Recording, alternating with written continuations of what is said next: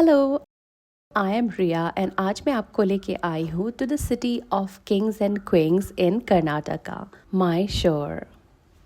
ज़्यादातर लोग कहते हैं कि मायशोर एक दिन में कवर हो जाता है, बट ऑनेस्टली जब आप मायशोर को रश में देखते हो तो कुछ इंटरेस्टिंग प्लेसेस मिस हो जाती है। इसलिए मैंने डिसाइड किया कि मायशोर को 2 दिन में थोड़ा स्लो पेस में एक्सप्लोर करेंगे और मायशोर के less explored but interesting places को भी कवर करेंगे। तो इस वीडियो में मैं शेयर करूंगी कि मैंने मायशोर को 2 दिन में कैसे एक्सप्लोर किया, टेम्पल्स, पैलेसेस, हिडन जेम्स और ऑब्वियसली अच्छा खाना। अगर आप शॉर्ट ट्रिप प्लान कर रहे हो तो ये वीडियो आपके काम आएगा। डे 1 का मॉर्निंग हमने स्टार्ट की सोमनाथपुर टेम्पल से। मायशोर सिटी एंटर करने से पहले एक ऐसी जगह जो काफ़ी लेस एक्सप्लोर्ड बट पीसफुल और बिल्कुल काम है। Also it is a UNESCO world heritage site, लेकिन इस जगह के बारे में बहुत कम लोग जानते हैं। 800 साल पुराना ये टेम्पल होयसाला डायनेस्टी का एक आर्किटेक्चरल मार्वल है। बट ये टेम्पल कोई होयसाला राजा ने नहीं बल्कि एक आर्मी जनरल ने बनाया था, जिनका नाम था सोमनाथ। और सबसे पहली चीज़ जो आप नोटिस करोगे यहाँ वो है सुकून और शांति।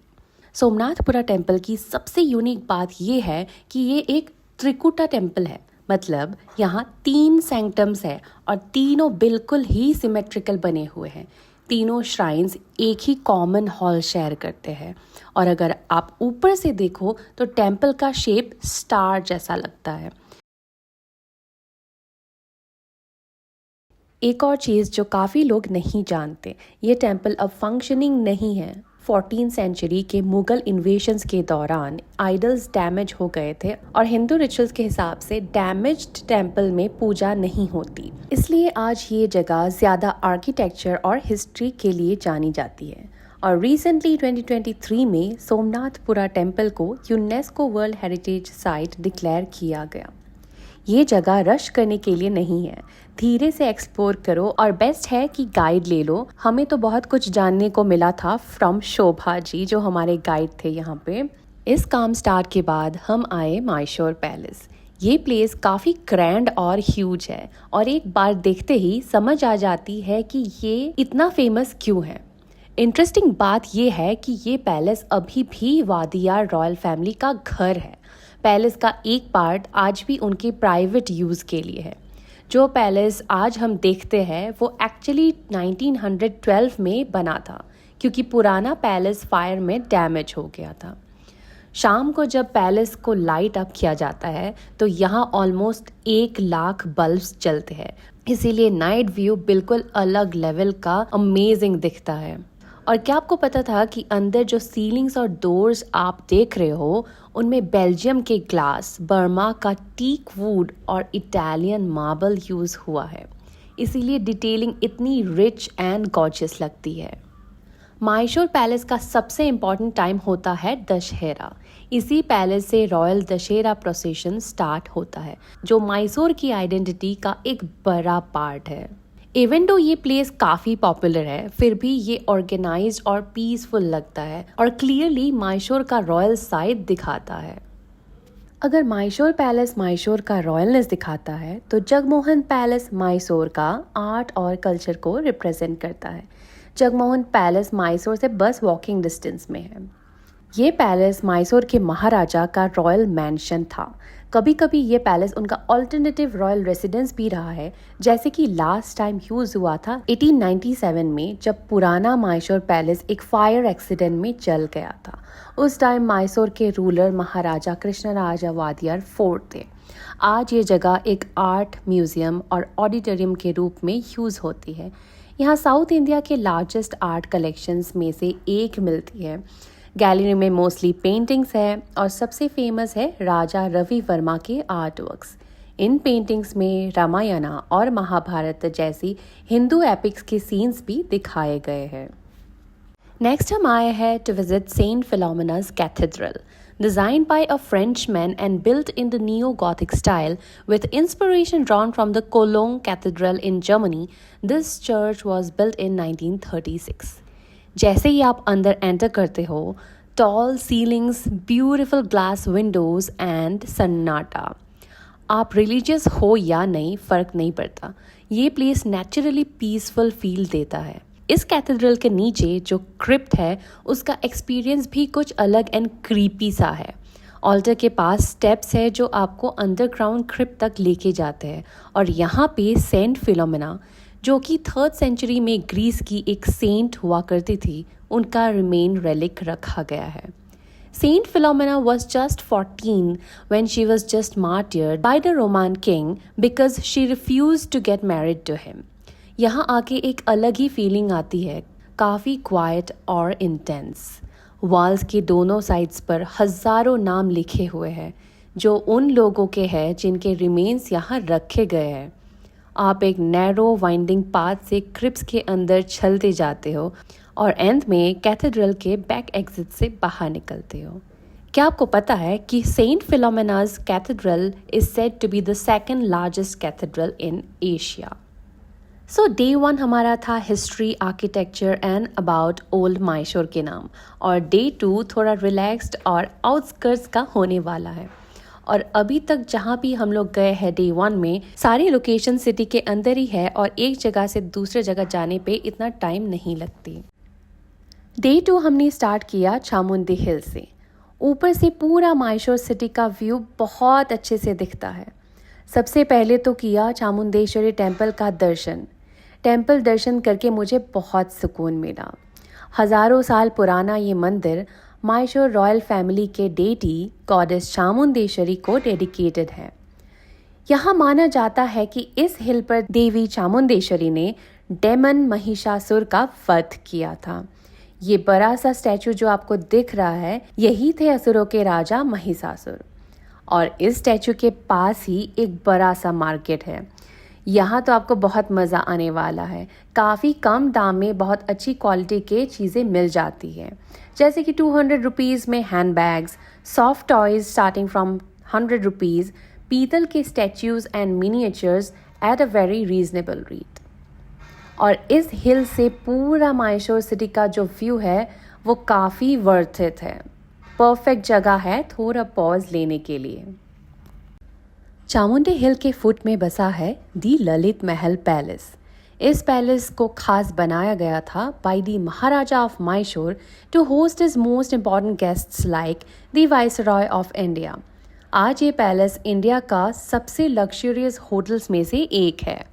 एक पैलेस होटल जहां आपको रियल महाराजा के पैलेस में रहने का एक्सपीरियंस मिलता है। ये पैलेस ओपन है for tourist visit from morning 10 AM से शाम तक 6 PM को। आपको 100 रुपीज़ का एंट्री फ़ी देना पड़ेगा और इसमें आपको चाय या कॉफ़ी जैसे रिफ्रेशमेंट्स मिल जाएंगे। एंड आई मस्ट से कि इस पैलेस को ज़रूर विज़िट करना चाहिए। बहुत ही ज़्यादा सुंदर है ये। Starting from ground floor with huge beautiful staircases, the grand dining hall जो पहले ballroom हुआ करता था, and even the hallways are so beautiful.